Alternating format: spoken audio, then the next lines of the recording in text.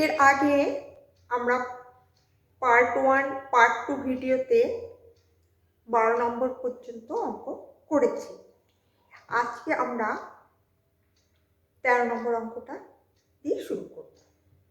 দার্জিলিংয়ের এক বাগানের মালিক মোট 1080টি কমলালেবু পেড়েছেন।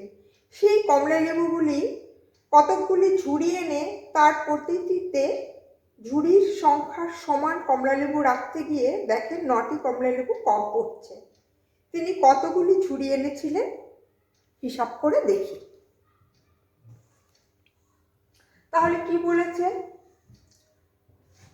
তিনি কি করেছেন, 1080টি কমলালেবু পেড়েছেন। এবার কতগুলো ঝুড়ি আনলেন, এনে প্রত্যেক ঝুড়িতে ঝুড়ির সংখ্যার, ধরো কতগুলি ঝুড়ি আনলেন উনি, কতগুলি ঝুড়ি আনলেন। এবার প্রত্যেক ঝুড়িতে যতগুলো ঝুড়ি আছে ততগুলো করে কমলালেবু প্রত্যেক ঝুড়িতে রাখতে গেলেন। রাখতে গিয়ে কি দেখলেন, 9টা কমলালেবু কম পড়ছে। তাহলে এবার বলা হচ্ছে ঝুড়ির সংখ্যা কত। তাহলে তোমরা একটা জিনিস দেখতে পাচ্ছ, ঝুড়ির সংখ্যা এবং প্রত্যেক ঝুড়ির কমলালেবুর সংখ্যা যদি সমান থাকে তাহলে এটা একটা স্কোয়ার ফর্মুলার মধ্যে চলে আসে, একটা স্কোয়ার ফর্মের মধ্যে চলে আসে। তাহলে আমাদের বর্গমূল নিশ্চয়ই করতে হবে, কিন্তু কখন করব, বলেছে যে 9টা কমলালেবু কম পড়েছে। তাহলে 9টা কমলালেবু যদি বেশি থাকতো, ধরো এর সঙ্গে আরো যদি 9টা কমলালেবু বেশি থাকতো তাহলে কি হতো, প্রত্যেক ঝুড়িতে ঝুড়ির সংখ্যা সমান করে কমলালেবু রাখা যেত। অর্থাৎ সেটা কি হতো, ঝুড়ির সংখ্যার স্কোয়ার হয়ে যেত সেই সংখ্যাটা। তাহলে ঝুড়ির সংখ্যা স্কোয়ার যদি হয়ে যায় তাহলে আমি কি দেখতে পাচ্ছি, তাহলে মোট কমলালেবুর প্রয়োজন কতগুলো ছিল। তাহলে আমি লিখি, যদি কমলালেবু থাকতো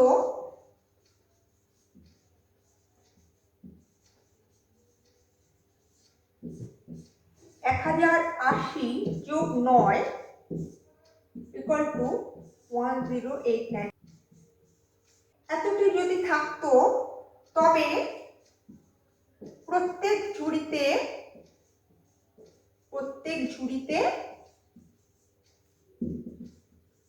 ঝুড়ি সংখ্যার সমান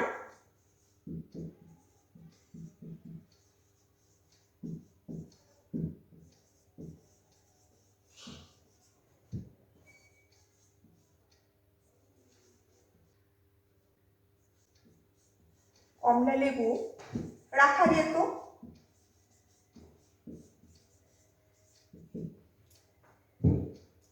যদি এতগুলি থাকতো তাহলে প্রত্যেক ঝুড়িতে ঝুড়ির সংখ্যা সমান রাখা যেত। তাহলে ঝুড়ির সংখ্যা কত, ঝুড়ির সংখ্যা তার মানে ঝুড়ির সংখ্যা ইনটু ঝুড়ির সংখ্যা ইকুয়াল টু, তাহলে এটা, কারণ প্রত্যেক ঝুড়িতে ঝুড়ির সংখ্যা সমানই তো, তার মানে ঝুড়ির সংখ্যা ইনটু ঝুড়ির সংখ্যা, তার মানে কি, ঝুড়ির সংখ্যা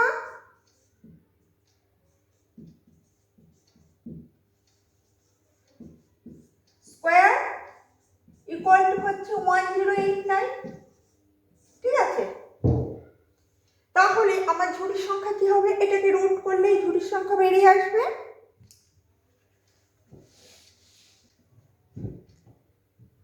অতএব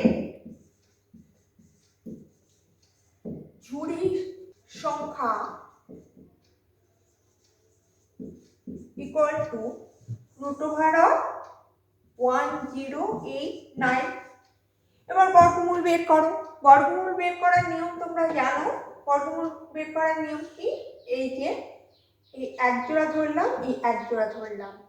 তোমরা এর আগে অনেকবারই আমি বর্গমূল বের করা শিখিয়েছি, অতএব এখানে আমরা চটপট করে ফেলি। 3 3 9, 3 ডবল এদিকে হবে 6, এখানে নামলো 1, নেমে এলো 89, 3 ডবল 6 এখানে লিখলাম।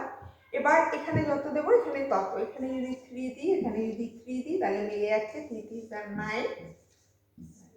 তাহলে কত, ঝুড়ির সংখ্যা কত, 33। তাহলে আমাদের হয়ে গেল অঙ্ক করা। অতএব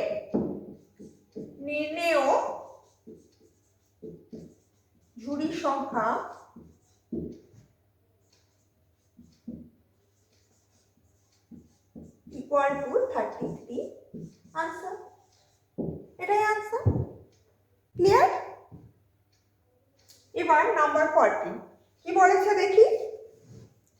বকুলতলার একটি পুকুর সংস্কার করতে পঞ্চায়েত যতজন লোক নিযুক্ত করেছিলেন তারা ততদিন কাজ করে মোট 12,375 টাকা পেয়েছেন। প্রত্যেকে দৈনিক যদি 55 টাকা পান তবে কতজন লোক কাজ করেছিলেন হিসাব করে দেখি। মোট পেয়েছে কত টাকা? 12,375 টাকা। এটা হচ্ছে মোট টাকা পেয়েছে,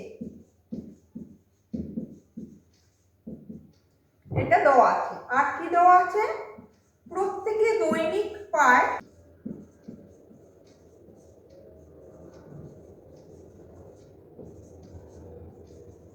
55 টাকা। এ অবধি দেওয়া আছে। আর কি দেওয়া আছে? দেওয়া আছে যে যতজন লোক কাজ করেছে ততদিন কাজ করেছে। তার মানে দিনের সংখ্যা এবং লোকের সংখ্যা সেম। তাহলে 55 টাকা একজন একদিনে পায়। এবার আমরা করব কি, আমরা ধরব যে 10 জন লোক 10 দিন যদি কাজ করে আর তারা যদি 55 টাকা করে পায় তাহলে কি দাঁড়ায়? 10 জন লোক 10 দিন যদি কাজ করে তাহলে কতগুলো রোজ প্রয়োজন? তাদের প্রয়োজন 10 × 10। এটাকে 55 টাকা করে যদি রোজ পায় তাহলে আরো 55, সব মিলে হচ্ছে কত হচ্ছে? এটা ইকুয়াল টু হচ্ছে 5500 এত টাকা। এবার দেখো, আমি যদি এটাকে 55 দিয়ে ভাগ করতাম তাহলে কি পেতাম? তাহলে লোক সংখ্যা ইন্টু দিন সংখ্যা পেতাম। এটাকে যদি আমি 55 দিয়ে ভাগ করতাম এই সংখ্যাটাকে, তাহলে আমি কি পেতাম? এটাকে 55 দিয়ে যদি ডিভাইড করি তাহলে আমি পাই লোক সংখ্যা ইন্টু এই 55টা কেটে যাবে। তো 55 দিয়ে যখন আমি ভাগ করব তাহলে আমি কি পাবো? পাবো হচ্ছে লোক সংখ্যা ইন্টু দিন সংখ্যা, লোক সংখ্যা ইন্টু দিন সংখ্যা। আবার আমরা জানি লোক সংখ্যা আর দিন সংখ্যা সমান, তাহলে এটাকে বলা যায় লোক সংখ্যা স্কয়ার।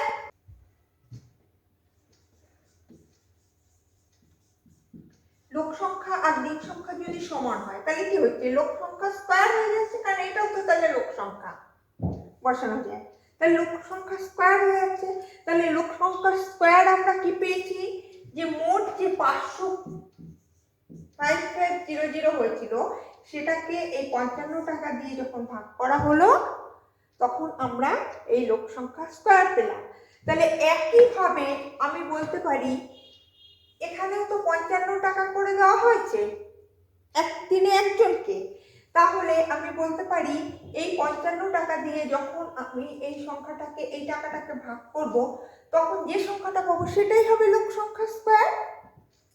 তাহলে আমি লিখতে পারি যে অতএব লোক সংখ্যা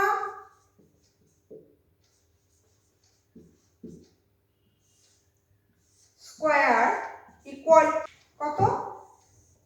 এই যে মোট টাকা 12,375, 12,375, এটাকে ভাগ করব 55 দিয়ে। ঠিক আছে, তাহলে আমরা ভাগ করে ফেলি। দেখো 5 দিয়ে কাটা যাবে কারণ ডান দিকে 5 আছে, আমি দেখতেই পাচ্ছি। তাহলে 5 দিয়ে কাটো, 5 দুগুণে 10 থাকলো হচ্ছে, এবার আসবে 23, 4 5 20 থাকলো 3 37, 5 7 35 থাকলো 2 আর 5 25। এবার দেখো 11 দিয়ে ভাগ নিশ্চয়ই করা যাবে। 11 দিয়ে ভাগ করি, করলে কত আসে আমরা দেখে নিই।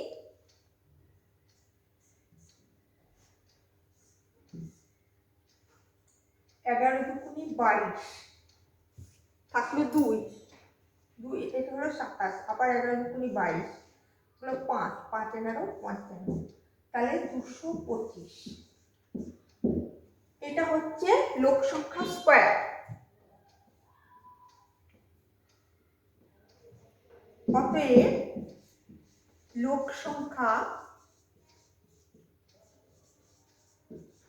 Equal to root over of 225। তাহলে আমরা জানি কত এটা, 225 মানে কত, 15 স্কয়ার। তার মানে এটা ইকুয়াল টু 15, তার মানে 15 জন। তাহলে আমি উত্তর লিখব,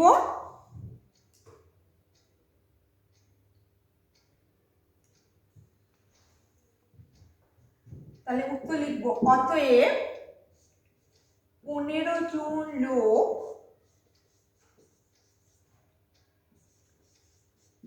কাজ করেছিলেন।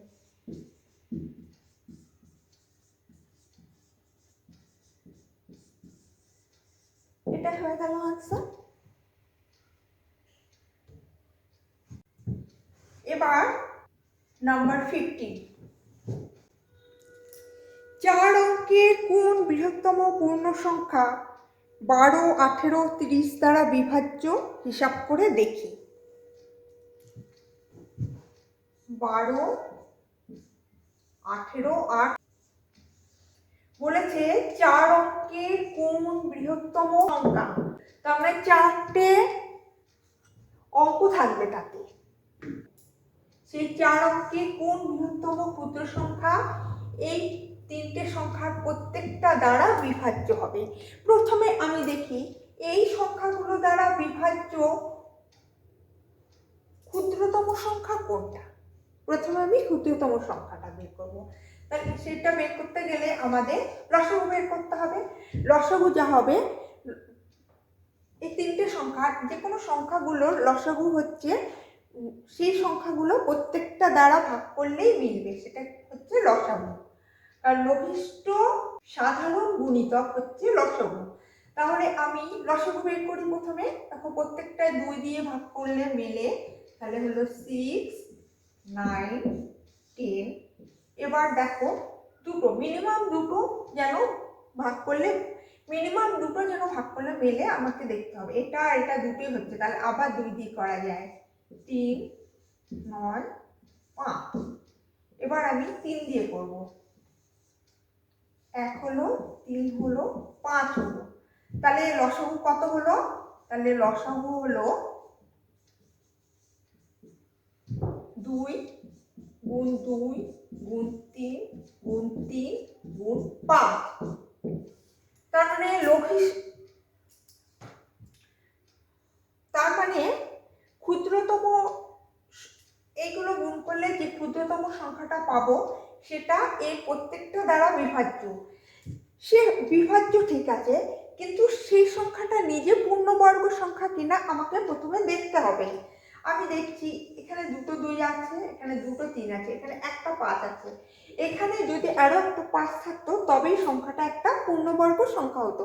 কারণ তোমরা গুণনীয়কের সাহায্যে যখন বর্গমূল নির্ণয় করেছো তখন দেখেছো এক জোড়া থেকে বর্গমূল যখন করি আমরা, এক জোড়া থেকে একটা বের হয়। তাহলে 5-5-এর কোনো জোড়া নেই, সেজন্য আমাকে আরো একটা 5 দিয়ে যদি এখানে আমি গুণ করতাম তাহলে সংখ্যাটা কি হতো, সংখ্যাটা তাহলে হয়ে যেত একটা পূর্ণবর্গ সংখ্যা। তাহলে একটা ক্ষুদ্রতম পূর্ণ, তাহলে আমি লিখতে পারি অতএব ক্ষুদ্রতম পূর্ণবর্গ সংখ্যা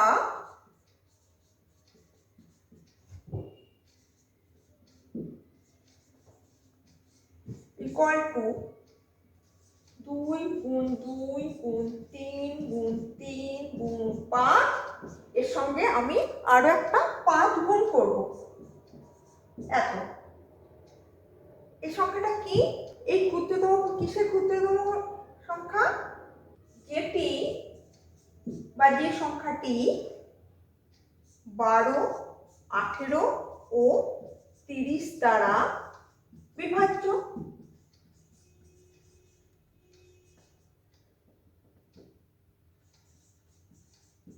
30 দ্বারা বিভাজ্য। ঠিক আছে, এবার আমি বের করে নিই যে এখানে এটা কত, এই ভ্যালুটা, এই ক্ষুদ্রতম সংখ্যাটা কত আমাকে প্রথমে বের করে নিতে হবে। তাহলে ক্ষুদ্রতম সংখ্যাটি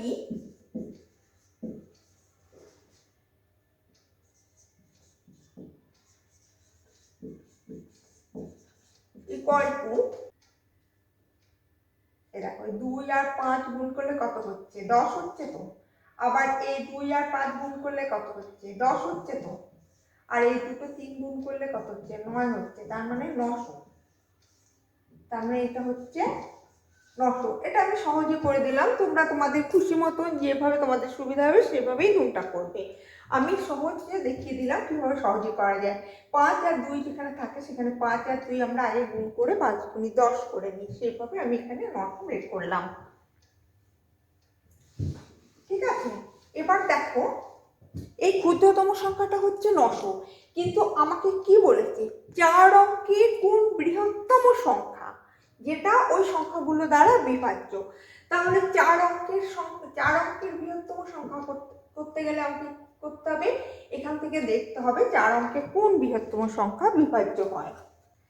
দেখো তোমরা যেহেতু গুণনীয়কের সাহায্যে বর্গমূল বের করা শিখেছো, সেই জন্য তোমরা এটা বুঝতে পারবে যে কোনো পূর্ণবর্গ সংখ্যা, যে কোনো একটা পূর্ণবর্গ সংখ্যাকে আরেকটা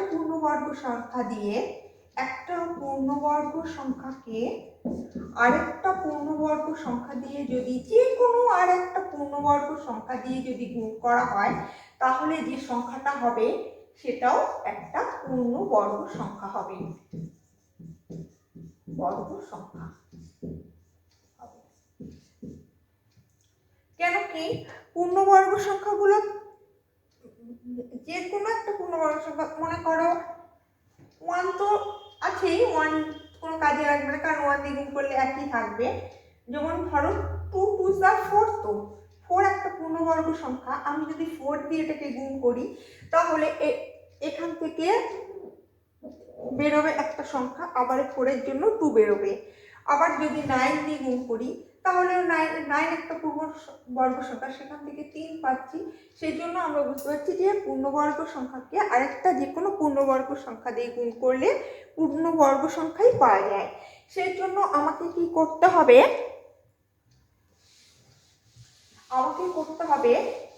গুণ করে করে দেখতে হবে যে 4 অঙ্কের বৃহত্তম পূর্ণবর্গ সংখ্যা কোনটা আসছে যেটা 900 দিয়ে বিভাজ্য। তাহলে 900 কে গুণ করে আমি দেখবো 900 কে তাহলে আমি কি কি দিয়ে গুণ করতে পারি, 4 9 16 এরকম পরপর এই সংখ্যাগুলো দিয়ে গুণ করে দেখতে হবে আমাদের। তাহলে আমরা ট্রায়াল এন্ড এরর প্রসেসে আমরা এগোবো। ধরো 900 কে যদি আমি 4 দিয়ে গুণ করতাম কত হতো, 3600 হতো। হ্যাঁ, এটা একটা 4 অঙ্কের সংখ্যা, ঠিক আছে। আমি কিন্তু এর থেকে বড় তো 4 অঙ্কের একটা সংখ্যা আমি পেতে পারি। তাহলে আমি এটাকে 9 দিয়ে করি, ধরো 8100, এইটা পেলাম আরো বড়, এর থেকে বড় আমরা পাবো কিনা আমরা 16 দিয়ে গুণ করলেই বুঝতে পারবো। 900 কে তুমি 16 দিয়ে, হয়তো তোমরা বুঝে গেছো অলরেডি যে এর থেকে বড় পাওয়া যাবে না, কিন্তু আমাকে গুণ করে ট্রায়াল এন্ড এরর মেথডে দেখতে হবে। 900 কে আমি যখন 16 দিয়ে গুণ করব, 9 16 হচ্ছে 144 আর দুটো শূন্য। তাহলে এখানে কটা হচ্ছে, 1 2 3 4 5, এটা 5 অঙ্কের হয়ে গেল। তার মানে এটা হবে না, তাহলে কোনটা হবে, এখানে আমরা দেখতে পাচ্ছি যে এইটা হবে, এই সংখ্যাটা হবে। তাহলে আমি পেয়ে গেলাম উত্তর। অতএব নির্ণেয় বৃহত্তম পূর্ণবর্গ সংখ্যাটি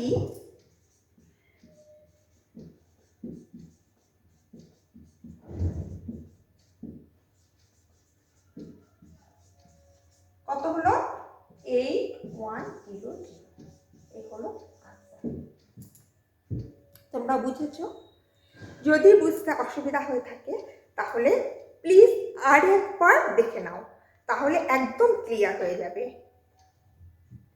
এবার আমরা আসবো পরে আরেকটা অঙ্ক আছে 60। এটা আমি তোমাদের উপর ছেড়ে দিতে পারি, কিন্তু আমি তবুও করে দিচ্ছি। তোমরা আগে চেষ্টা করে দেখবে পারছো কিনা, তারপর আমার অঙ্কের সাথে মিলিয়ে নেবে, কেমন?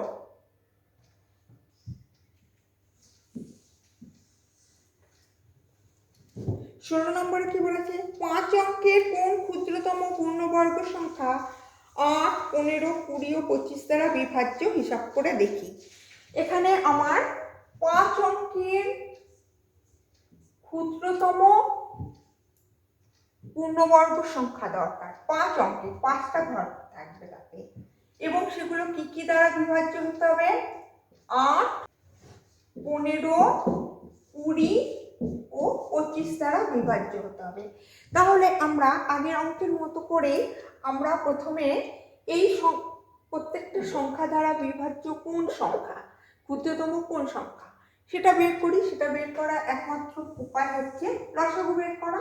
লসাগু বের করলে আমরা এখান থেকে দেখতে পাচ্ছি, দেখো আমি এই 5 দিয়ে হয় যেহেতু আমি 5 দিয়ে আগে করে দিচ্ছি।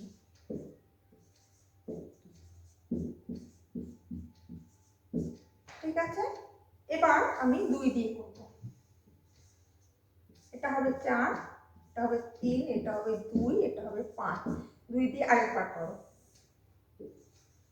2, 3, 1, 5। তাহলে রসগোল্লাতে কি কি পেলাম আমরা?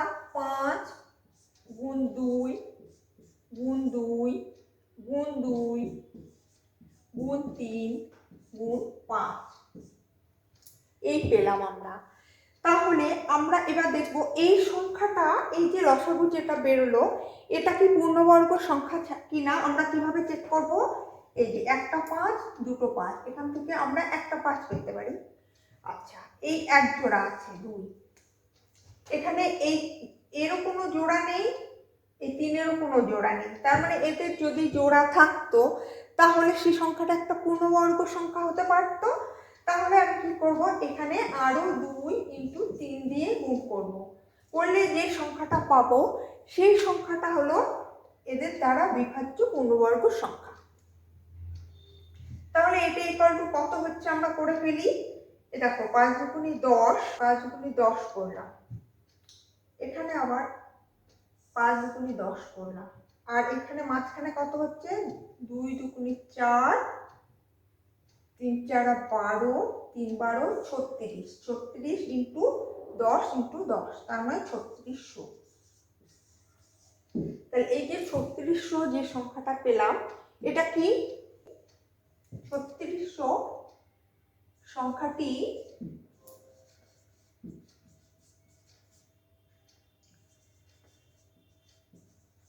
ক্ষুদ্রতম পূর্ণবর্গ সংখ্যা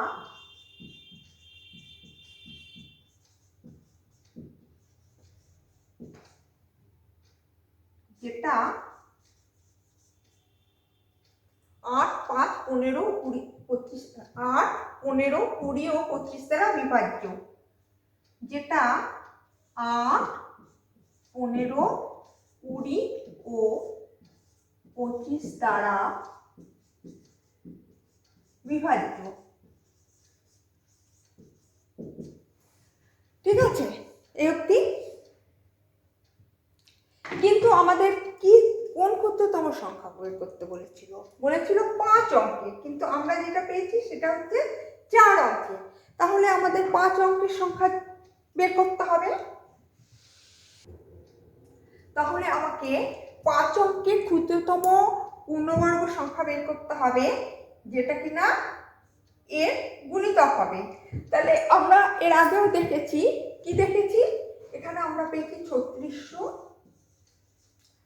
আর আমরা কি দেখেছি? আমরা দেখেছি যে এটাকে 4 বা 9 বা 16 এরকম সংখ্যাগুলো দিয়ে গুণ করতে হয়। গুণ করলে আমরা আরেকটা পূর্ণবর্গ সংখ্যা পাবো, যেটা ওই সংখ্যাগুলো দ্বারা বিভাজ্য হবে।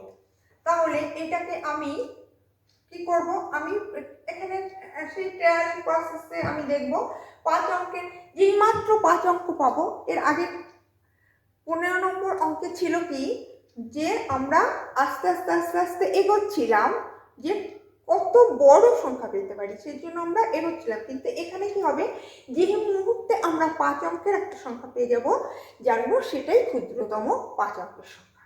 তাহলে আমরা এটাকে 3600কে আমরা যদি 4 দিয়ে গুণ করি, দেখি এটা কি দাঁড়ায়।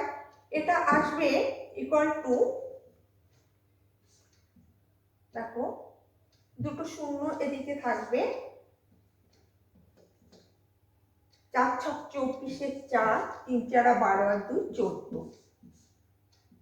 এই সংখ্যাটা পেলাম। এই সংখ্যাটা দেখো 1 2 3 4 5। তাহলে নিশ্চয়ই আর আমাদের করে দেখার দরকার নেই, কারণ এরপরে আমরা যেগুলো করবো সেগুলো তো আরো বড় বড় হবে।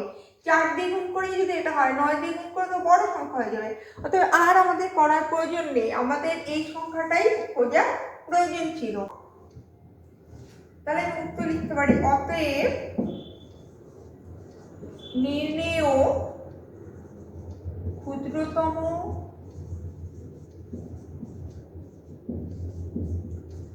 পূর্ণবর্গ সংখ্যাটি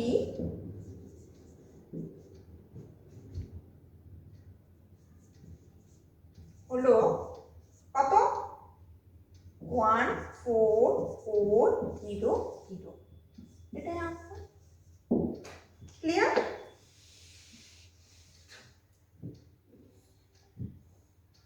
তাহলে এই অবধি, আজ এখানেই শেষ, কারণ এই অধ্যায়টা আমাদের শেষ হয়ে গেল।